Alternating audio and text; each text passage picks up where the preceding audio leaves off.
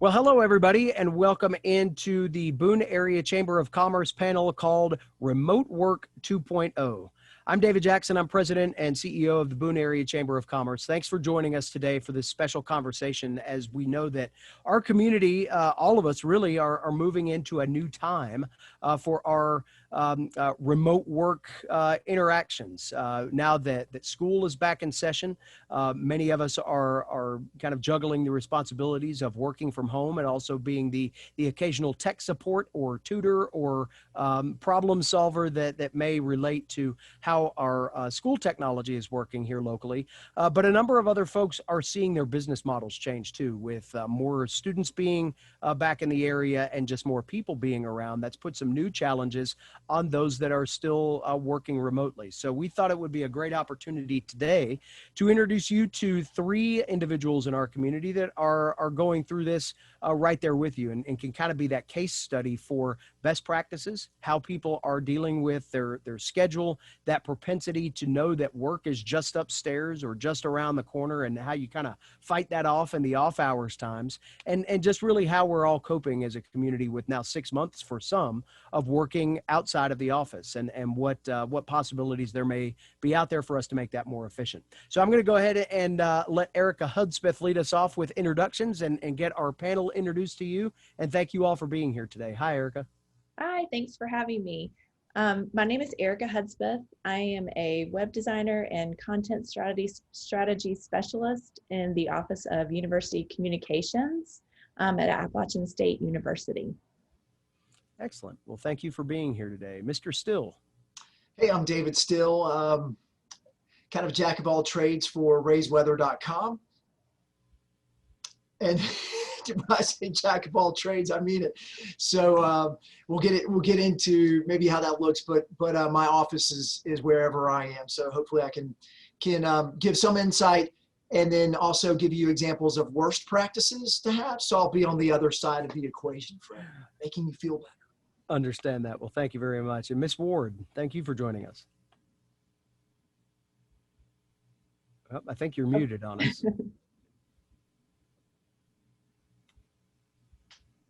Me now, David? I'm yes, sorry. Yes, we got you now. I'm sorry. I actually am wearing several hats too. I'm wearing the hat of a mother of two Watauga County School students, while I am also working and teaching at Green Valley Elementary School. So I'm juggling just several things at once as well. Well, we're going to have a lot of questions for you because we want to make sure that we as parents, especially those that do have children in remote school right now, understand a little bit about the other side of the equation and what we can do as, again, that tech support on the other side to help teachers make sure that our children are in the best possible position to be ready for that remote learning. So I know we'll have some of that conversation here today. First things first, just a few questions as we go through this. And again, this will be a very casual conversation. We hope that the information provided here resonates with all of you listening or watching in some way, shape, or form. If you can all kind of share a bit about how remote work has impacted the professionals or the types of businesses or the types of individuals that you serve. How has that impacted the relationship, how you deal with them, when you deal with them? And Ms. Ward, I know you've got maybe a little bit different constituency than the rest of us. So I'll ask you that. What's it like to be a teacher knowing that you can't see your students right in front of you? You've got to do that virtually now. David, that is the most difficult part. I think teachers are innately social creatures, and so we really feed off of energy and live students. So that's been a struggle, and I think I can speak for most teachers in the county. It's been very difficult not being able to physically be present with your students. It gives us lots of concerns, and there's a lot of helplessness really as a teacher, a lot of things that we would love to do that we just feel like that distance keeps us from doing. So it's been a challenge. I'm really excited, though, to say that I feel like the camaraderie as far as among educators is much stronger, because this is probably one of the only thing I think that all educators can agree on at one time is this is really hard, and it's been a struggle, but we all want to do what's best for our students. So we've been really supportive of one another. So that's been really wonderful to see. Well, I'll start by tipping my hat in the direction of not only you, but all educators and saying thank you for everything that you've been going through to make this happen. It's evident that there was a lot of hard work that went into the summer. And when I walk into my kids' rooms now, they're both at Parkway. It feels like walking into a classroom. I mean, there is a vibe that about it. You hear the interaction and you kind of sense that something different is going on. So I know that's hard to translate sometimes on the other side of that, but it's definitely being felt. Erika, how about you? Especially with campus starting back, how have you changed your interactions with the people that you would normally deal with? Well, a lot of the people that I work with are faculty and staff on campus that are website managers. So because of the nature of what I do, transitioning to online delivery is not a huge stretch for me, but it has been for a lot of my clients, and those are people that work on campus. They've been really eager to get information out to their constituencies. So that's probably been one of the biggest challenges for me, is just being able to prioritize things. Knowing that when something is going out from the provost that they want to reference on their website, that I'm making sure that I'm working with the people in their office to get that information up on their website, because that's really important. And so some of my long-term projects have taken more of a back burner, and I'm really focused on, assisting people, in the present. Yeah, I know that in terms of information flows, so much was flying so furiously at various stages of all of this. So I'm sure that your workflow probably changed quite a bit in the ramp up to school, because so much information was being shared about how school was going to actually function. Have you been able to balance that better now that school is back in session, the normalcy in hours, so to speak?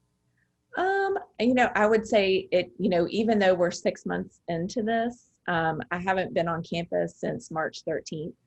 And, but I'm still working very closely with people. That's one of the things that I'll say about working on the college campus is I'm probably interacting with people more than I ever have because of, these virtual meetings and being accessible and chat and, Google Chat and email and all that stuff.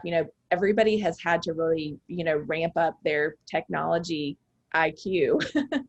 And so because of that, I don't feel like things are slowing down. I feel like what we're doing now is sort of accommodating our new normal, and that people are, this has been my goal all along, is to get people to, update their websites regularly. That's what, that's our goal, keep them up to date with fresh information. Well, now people are really motivated to do that. So I'm excited to be able to help them with that. Excellent. David, I know you say your office travels with you, but you're in a household where both of you work remotely. What's that challenge been like for both you and your wife to deal with the fact that you're maybe having some of those different interactions with people now? Yeah, I think it's kind of, for myself at least, it's gone a little bit the other way. So I try to be mindful of what everyone else's new schedule is. And that may be that they have a block of time to work from 7 o'clock at night until 10 o'clock at night, or 8 to 10 o'clock. So trying to be more available during those times. And not that comes up a lot, but whereas I used to really have more separation of work and home balance in the evenings. And of course, there's the routine of getting our kids down. One is 6 and the other is 3.5. Outside of that time, I try to be open for conversations or emails. So I'm actually a little more connected than I wasn't, or at least what I tried not to be prior to COVID. So being more connected in general in the after hours has become more of a thing for me. And for my wife, it's always been that way to some extent, but it is certainly more difficult for her. So far, she's kind of taken the brunt of this week's online learning, and later I'll share a funny story when we get into communicating with your spouses, which is something we're all always working on, right? About who was going to do the homeschooling earlier this week, and it threw me for a loop. I didn't know it was me the minute that was happening. So it's tough. I mean, it's balancing. I think many of us work through email so much more than we did several years ago, probably more now than phone calls, even in some regards, than we did 5 months ago or 6 months ago. So that gives you an opportunity to pause. you can collect your thoughts. You can take a few minutes to compose that email. It doesn't have to have a rapid 1-minute turnaround, so you can divert attention, but also that breaks up the workflow. So it's choppy, and it's something we're still figuring out. I will say that due to the nature of her work, it is more challenging for her. My wife is Erin, so for Erin, it is more challenging. So with all of your responses come the opportunities to kind of have some trial and error with how you have implemented the way that you have gone about your business, both at the early onset of the immediate thrust into this remote lifestyle, but then as time has moved on, probably make better use of that time, or maybe it's a technology upgrade, maybe it's some different way of implementing your day-to-day that just made it easier. How long did it take you all to get into that? And what have you been able to do to create new efficiency for yourself now that we're 6 months into this and kind of in a spot where, at least for the four of us on this call, it feels like we're jumping back into a little bit more remote aspect because of the addition of school into this equation. Erika, we'll start with you with that one. Yeah, I'll say it ebbs and flows. I've gone through periods where I feel like I'm being super efficient and, really getting things done.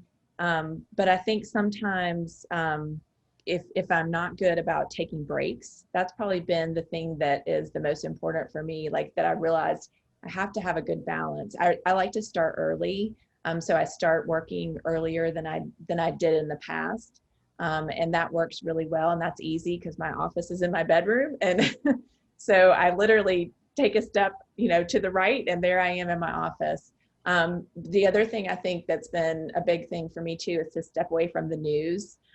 Just getting saturated with, the news, social media, all of that stuff, and really trying to just kind of put that aside and really focus on what's important, which I really do enjoy my work, and I enjoy the people that I interact with, because I get to, interact with so many different offices and departments on campus. We manage the websites that I manage are all the academic and departmental sites on campus. So that's, hundreds of sites.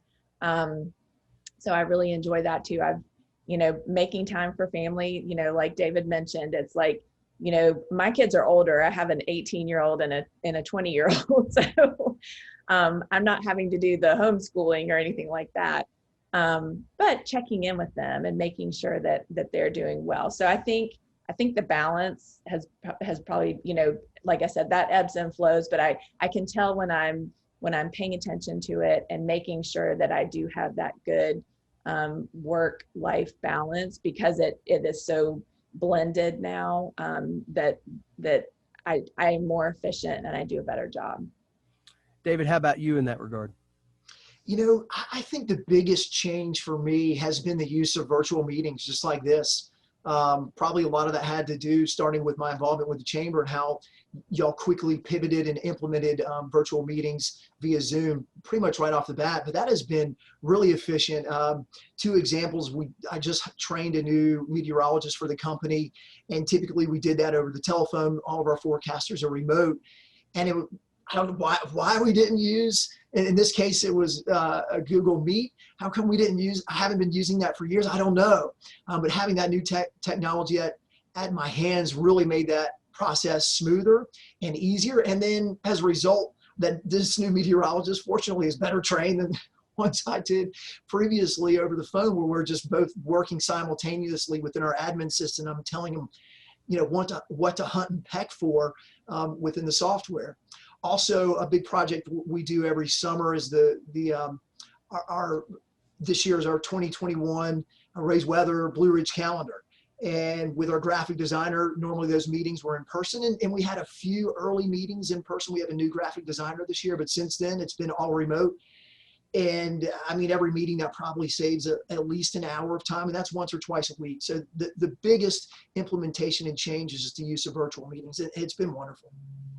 Heather, I know you probably felt this a little bit more directly, especially lately, than the rest of us have, in that you and the school system were thrust into a quick response back in the spring to get remote learning accomplished, and then had some time to go back and kind of refine that process a little bit. Do you find it more efficient now to deliver what you're trying to in the classroom than it was at the early onset when the technology was new and the implementation was new? Absolutely, David. I remember in March, we were kind of looking at 2 weeks away from our students, and then that went to for 6 weeks, and we kind of struggled wrapping our heads around a long-term plan. We were very reactive. I know that at that time, myself included, I had a lot of difficulty separating my work hours from my home hours because we were concerned about our families. We were concerned, did they have all that they needed? And that was hard. You can't turn that off at 3:30, and so that was difficult for us. I feel like we were able to really use this summer to really ask for feedback from families, from other professionals. We heard some things that worked really well. We heard some struggles that families were having, and we were really able to kind of back up as a county and really plan for ways to meet those needs and help support our families. I feel like a totally different educator when I came back in August. I felt like I had a plan and a really consistent structure of what our days were going to look like and our resources for our families. So I feel it's definitely not a comfortable situation, but I feel more comfortable about planning and preparing for my days. And I feel like I'm a more efficient educator. It was definitely difficult to reach our families earlier when we first left for the pandemic than it is now. And it feels like too, at least in seeing how that structure has worked out in these first couple of weeks, it looks like from an efficiency standpoint, when and if that time comes to be able to bring students back into the building, you've got them working on a plan that's very similar to what that would look like when they walk back in. I'm sure that was intentional as well, but does that help you as the educator know that you're a little bit more structured now too, because you're working in the blocks and in a schedule that was very similar to how you did it before? Absolutely, it does. And it's actually given us some more time to prioritize our standards. I talked with another professional and she said, so imagine that there's a pandemic and you can only teach your children for 2 days a week. What's the most important thing you want them to learn?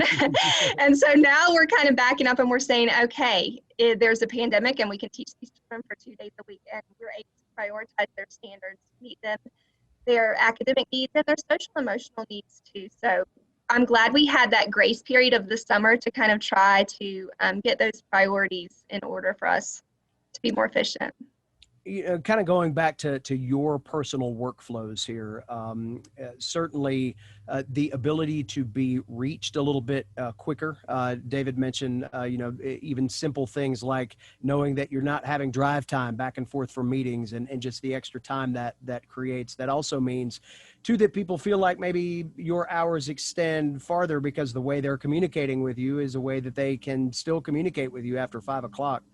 How have you all worked to maintain that balance, or I guess maybe asking another way, maintain your tendency from not wanting to sneak upstairs and check the email one more time after dinner or what have you, because again, your office is right in front of you. And David, we can start with you on that one.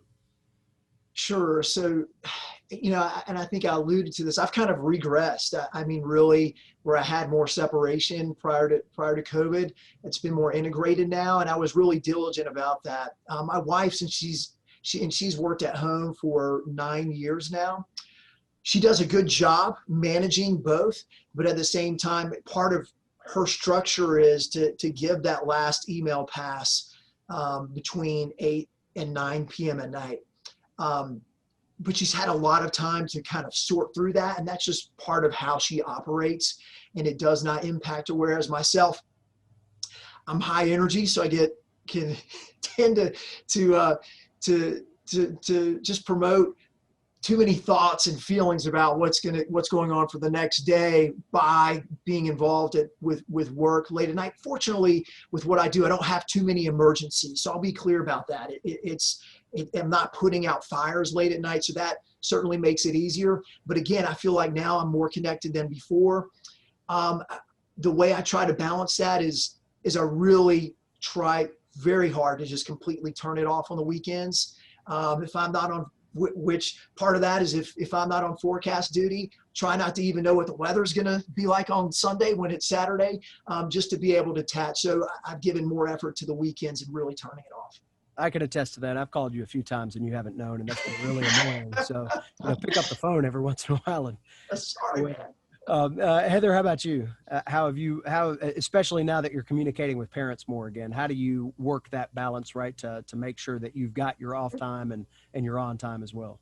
I think my business is a little bit different than others. If you know that it is a line of work where it's okay and to wait until 8 o'clock to answer, that's very different than kind of weighing out needs of your families. And I do have to be very careful. I want to give that dedicated time to just my family in the afternoons and at night and on weekends. But I also wear the mom hat, and I understand that there are times, there are questions and there are concerns that families need answered right away. So I just really try to just keep that balance. I don't think that there is a black and white rule for me as far as responding and communicating with families, because there are situations when I feel like, I do need to be able to communicate with them after those hours. So I just try to remember that there are real people and real families behind all of these concerns when I'm answering them, and just treating my responses that way. Erika, how about you? Yeah, I mean, I would agree with that too. I mean, I obviously have a very different clientele, but I do try to keep my regular office hours. Obviously, that doesn't always happen. If somebody has a need, I'm happy and I'm available. I'm happy to respond to them in a timely manner, because I know how things can come up at the end of the day.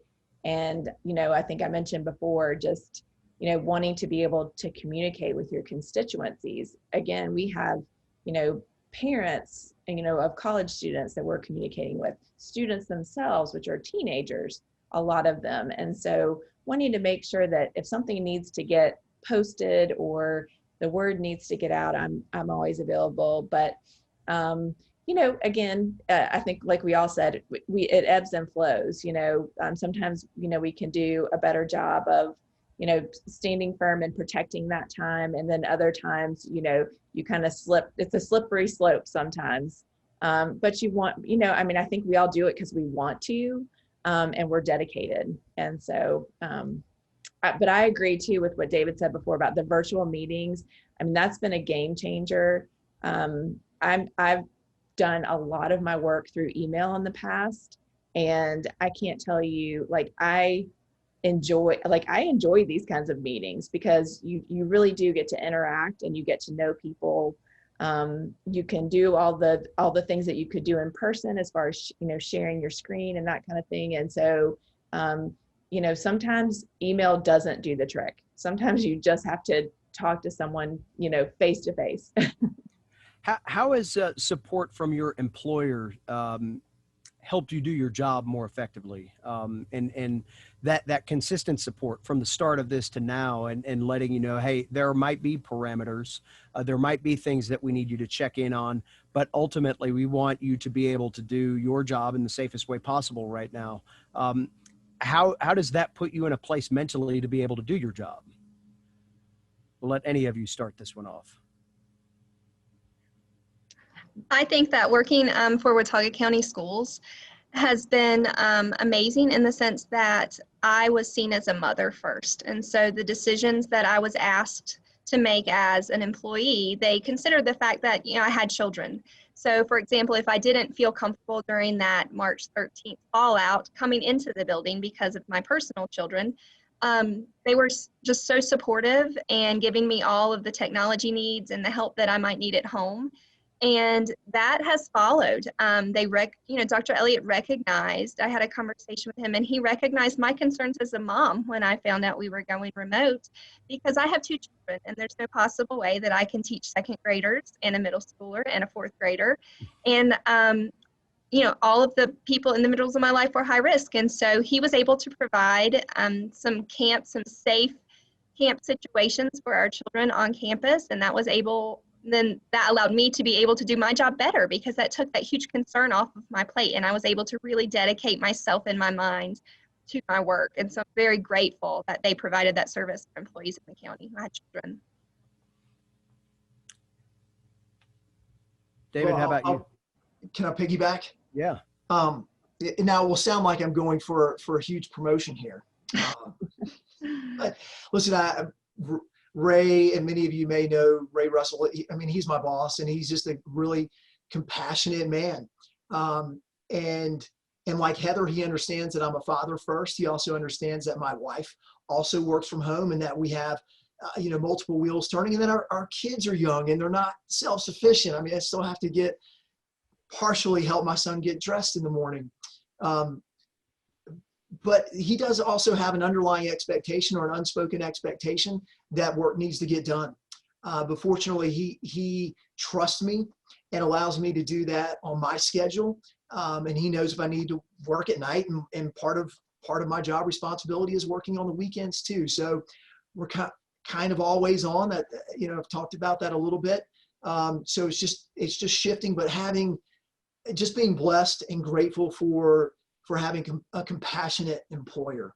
And that makes, in my position, all the difference in the world. And I know not everyone's that lucky. And I can say, off the record, maybe someone else in my house, their employer has not been as compassionate.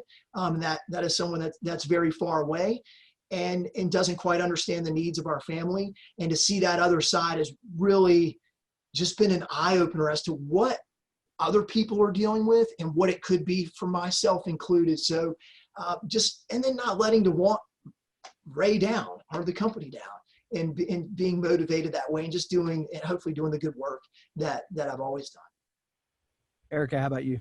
Yeah, I feel so lucky. I mean, obviously for me, one of the benefits of the work that I do is I can do it from anywhere. I mean, that's always been true, in my web work, web design and content strategy, meetings, all those things, I can easily do remotely. So there hasn't really been a need for me to return to campus, but I do feel really blessed in the respect that, because of that, I've been able to, there are some people that are essential and they need to be there. And because they're trying to limit, the number of people that are on campus, I'm able to do what I can from like I said, anywhere. And so, but I feel very supported, all the people that I work with, I have great resources.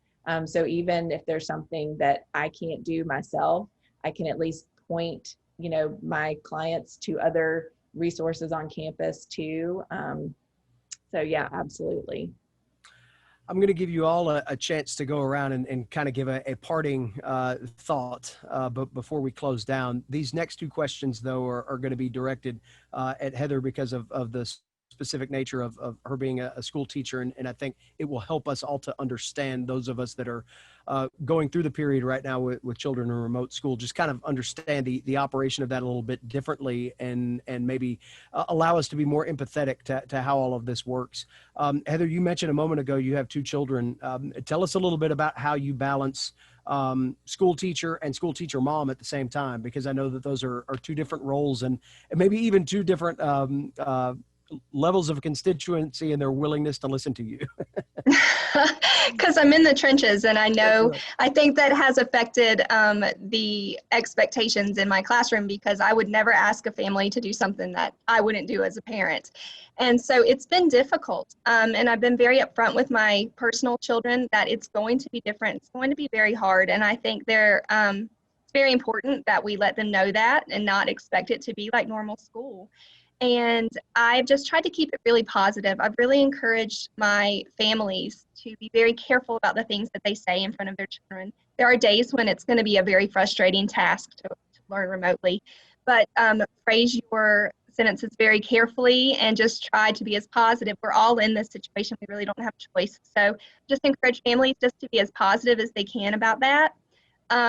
And that's been hard. I mean, that's a struggle for me when we're going in one direction one day and I've got my kids all ready to go back to school and we've got their masks. And then I'm like, just kidding, the next day, and that's hard. The inconsistencies, I know. I feel that as a mom, I feel it as a teacher. So I would just encourage you to keep that communication up with your children and their teachers, and let your children see you ask for help. If you are struggling, if you're frustrated, reach out to your school communities, because you're not in our building, but we're still here to support you. So let your kids know that it's okay to feel bad and frustrated and confused, but it's not okay not to reach out and ask. It's hard on everybody, and everybody is feeling that. So I'm just encouraging families to continue to reach out for the support that's provided in your school buildings, because you're still our students, even though you're not in our schools. That's a great response, and kind of takes a little bit away from the last question I had from you, because you kind of answered it a little bit, but maybe you can dig maybe a little bit more specifically into what parents can do to make sure, from your side, teaching virtually, what can we do to make sure that the environment is the best it possibly can be for them to be attentive, ready to learn, eager to learn, and ready to click that button and see you at 8 o'clock in the morning? I would say just approach it as a team. Let them know that you are working together with the teacher and that school's a priority. It's really hard when you're in your pajamas and you're laying in the bed and you're eating your Fruit Loops. It's just really hard for kids to take class seriously. So I would encourage parents to keep up those structures, wake them up at the same time, keep that routine, brush your teeth, be settled, have a positive workspace that's consistent and organized, and as close to a classroom as possible. And keep that, like I said, keep that communication going with teachers. Let them know the best way to reach you. That's hard as a teacher. I feel very detached. If I have a kid who disappears in my screen, I'm like, are you there? Are you not? I don't know. Are you laying on the floor? Are you listening? And so it's really nice to have a direct line of communication to a parent. I have a parent who's a police officer. Obviously, I'm not going to call him in the middle of the day if I have a question. He doesn't want to hear from this word. He'd rather have an email or a text. So it's been really important for me to have those conversations with families. Hey, what is the best time to reach you? How is the best avenue to reach you while your child's learning? So have those conversations with teachers just so that they feel like they have that team mentality with you at home. Excellent. Thank you so much for that insight, and hopefully everybody will be able to hear that and either check things off on the list that, hey, I think we're doing that, or it'll give you a roadmap for how we can all better communicate during this time. As I let you have your parting shots now, I ask that with a caveat, just for fun here. As you say goodbye and maybe offer any other opinions that you'd like to before we go, what is the biggest technical thing that you've had to overcome during this time? And you can, oh, Erika's got her hand up. She's ready to roll on that one. So Erika, we'll let you start. So the first week that we were working remotely, I had a training scheduled. I trained people how to update their websites. And so I had to convert that to a Zoom training. And I had never used Zoom before. So that was pretty challenging. I made it through. I figured out how to share my whole display so that my pop-ups would show, but I had lots of questions that day, and I saved the recording, and I sent it out to a couple of people so that they could, do the training on, on their own time frame. And I realized, not until later, of course, that I had gone into the meeting early because I, didn't want to be late. And so the first 10 minutes was me just chewing gum, looking around. and I realized I had sent that out to some people. So then I learned how to edit my Zoom recording. Hey. So that was fun. That's awesome. Any final words of wisdom that you'd like to share with anybody before we let you go? I just think, like what I said before, stepping away from social media and news and that kind of thing, I think is really important, just to not get saturated with that. And then just taking breaks, whatever that means for you, whatever you're able to do. I mean, I know some people are able to go on vacations this year and some people weren't. And so, even getting out, going for a walk or taking a hike, we're so lucky that, we live where we do. And there are lots of opportunities to get out and get fresh air. I think that's, I think we can all agree that those are two things that are really important. Excellent. Thank you very much. David, your biggest technical challenge over? This is great. So it was actually this morning. It was my daughter's in cohort B. So this morning was her first, full virtual learning day with the other members of her class in this cohort. And let me say, we were having one of those mornings. I was training a new meteorologist this morning. It was his first live morning shift, or second one, I should say. And I finished up at 7:35 in our office at home. She's got to be on at 8 o'clock. I've got to get my son to daycare. And obviously this is not, we're pacing terribly. I mean, that was not part of the plan. So I'm like, all right, I'm just going to zip them to school. I'm going to run back to the house. I'm going to finish getting ready, and then I'm going to bolt. And I get back to the house about 8:25, 8:23, I think precisely. And my daughter's not in her cohort. Like my wife doesn't log her in because we have a password issue. And so we're looking at the sheet from the teacher. We're trying all the passwords and just having a moment of panic. Like, wait, we should have been the first one in there, and we're the last one.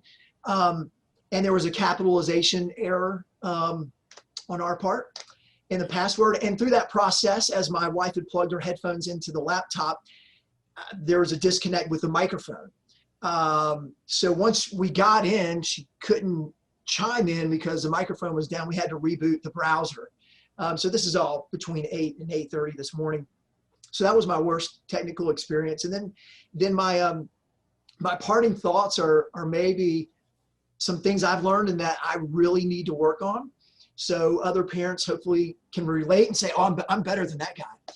And that is just being more patient, being more appreciative of what our teachers are doing and the challenges that they are having and what I've witnessed this week. And it's not, there's challenges, I think, for our teachers at every turn all day long, but just they are now their own technical experts, and they're dealing with parents like myself that have the wrong password and their daughter's late to the first day of school, though we thought we had our ducks in a row. So being more patient, being less short fused, and it's hard because we have this underlying or really overbearing, I feel, layer of stress because of all the things going on in all of our lives. And we're all in that together. We've been in this together since day one. I think everyone has used that as a motto. But to be more patient, more appreciative, and thankful for the resources that we have here in Boone and Watauga, and to just go with it one day at a time. Those are my parting thoughts. Very great way to sum that up. Heather, how about you? So, David, I'm just sitting here and thinking of so many times in my mind where I've made huge mistakes in technology, but I would say my favorite one is when I finally learned how to share my document camera screen. And I had a graphic organizer on there, and I finally, after struggles, thought I had projected that. And while my class was supposed to be reading it, I was like this on my computer. I said, "Are you guys finished?" And I had a student say, "I mean, you know, Miss Ward, we can just see your big old face, right?" And so they'd been sitting there for a good 3 minutes. I thought they were looking at their story in their graphic organizer, but they were really, truly just looking at my big old face. And nobody was brave enough to tell me that. So I just have to laugh at it. And that is the benefit of working with kids, is that they laugh with you. And so that was great. David, I would say my advice would have to be just grace. We are all really going through difficult times right now. And so understand that you need to take that extra breath and give one another grace, and kind of think about this part of the teaching is that we are now teaching to all of our students, knowing that their parents are right there, and not that we would do anything different, because we wouldn't.